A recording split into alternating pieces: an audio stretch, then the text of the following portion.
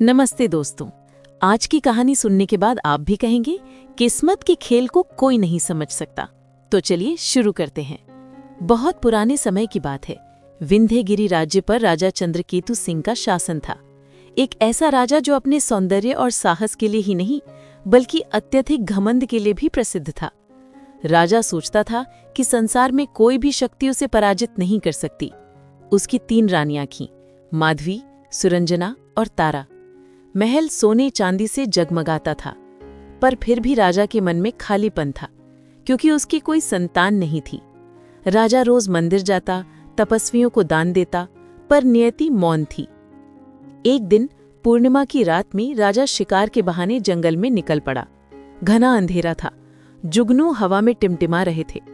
अचानक उसने देखा, एक काली चादर में लिपटी औरत एक वृक्ष के नीचे कुछ अनोखा कर रही है। वो मिट्टी में कोई आकृति बना रही थी, आधी इंसान की, आधी सर्प की। राजा ने क्रोध में कहा, अरे तू कौन है? इस अंधेरे में जादू कर रही है? महिला ने धीरे से मुड़कर देखा। उसकी आंखें लाल अग्नि की तरह जल रही थीं।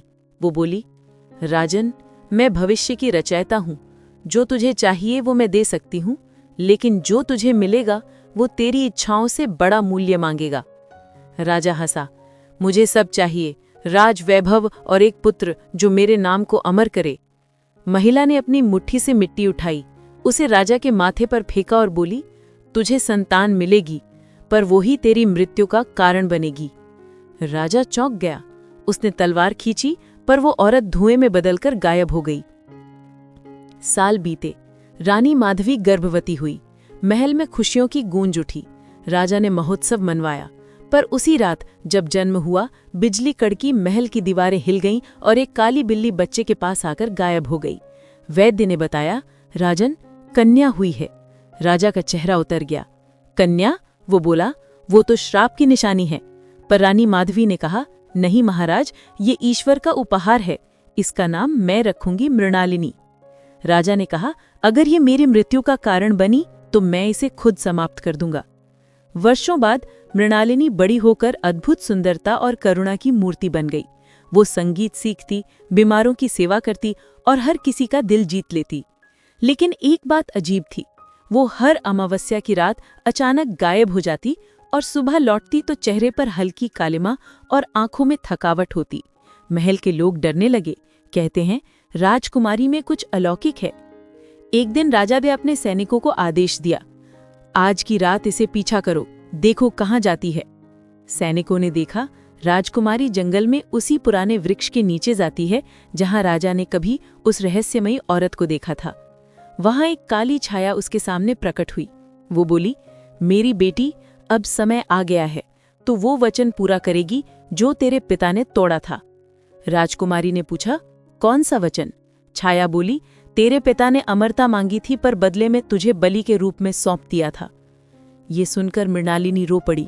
वो बोली, मैं अपने पिता को नहीं मरने दूंगी, उनकी भूल की सजा मैं दूंगी, खुद को। छाया ने हंसते हुए कहा, भाग्य से कोई नहीं बच सकता। इतना कहकर वो मृणालिनी में समा गई और राजकुमारी की आंखें पल भर में रक्तवर्ण हो गई। सुबह जब राजा ने देखा तो मृणालिनी सिंहासन पर बैठी थी, लेकिन उसकी आंखें वैसी नहीं थी। वो बोली, राजन, अब मैं वही हूं जिससे तू भाग रहा था। राजा पीछे हटा, तलवार निकाली। तू कौन है? वो बोली, तेरे ही पापों का परिणाम। मैं तेरी अपनी बेटी हूं और तेरी मृत्यु का कारण। राजा के पैरों तले जमीन खिसक गई। वो बोला, नहीं मृणालिनी। राजकुमारी ने अपना हाथ उसके सिर पर रखा। पिता, डरिए मत, मृत्यु भी एक मुक्ति होती है। अचानक महल की छत से बिजली गिरी और जब धुआं छटा तो राजा और राजकुमारी दोनों कहीं नहीं थे। सिर्फ सिंहासन पर एक काला गुलाब रखा था।